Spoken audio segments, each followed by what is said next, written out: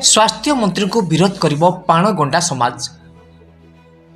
चलित जनवरी 4 तारिख में ओडिशार नकली देवार तथा स्वास्थ्य मंत्री डॉक्टर मुकेश महालिंग बौद्ध गस्त को विरोध कर अग्रणी सामाजिक संगठन बौद्ध जिला पाणगंडा समाज विकास परिषद संगठन वरिष्ठ जिला उपसभापति दशरथ बेहरा एक अध्यक्षतार बौद्ध ब्लॉकर पद्मनपुर एवं बघियापड़ा अनुष्ठित गुरुत्वपूर्ण नकली देवार हटाओ सांगठनिक बैठक में जिला साधारण संपादक सुधांशु डांग जोगदे कार्यक्रम उद्देश्य ज्ञापन करने सहित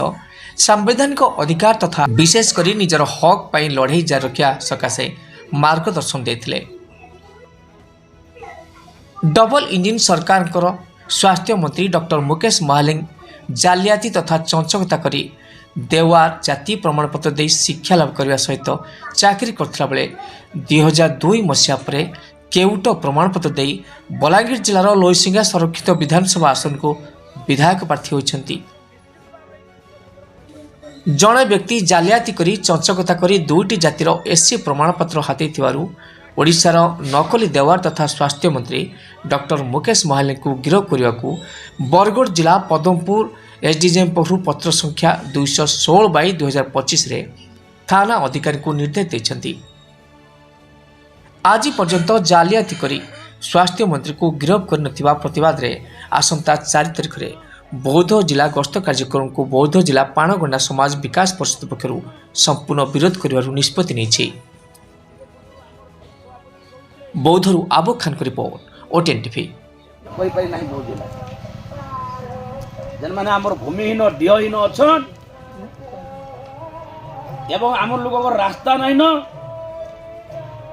केना नलकूप नाइन पीवा पानी व्यवस्था नाइन घर केमती हेबा टिके पूर्व आमर भाई सभापति कहते कम्युनिटी सेंटर किपरि हेबो एथिपाई आमे तहसीलदार मान को 3 दफा एवं बीडीओ मान को 4 दफा एमि 7 दफा दाबी पत्र आम 2022 मसीह देते से बोध पद्मनपुर पंचायत लोक ये रैली आंदोलन में भाग नहीं ना कहले मोर जहाँ अनुभूति होता सिनी भाई जानते केतरा लोक जाइए 10 गण गाँव सिनी भाई निश्चित भाव में जानते से तो मार्कंड बाबू आम दायित्व नहीं तेणु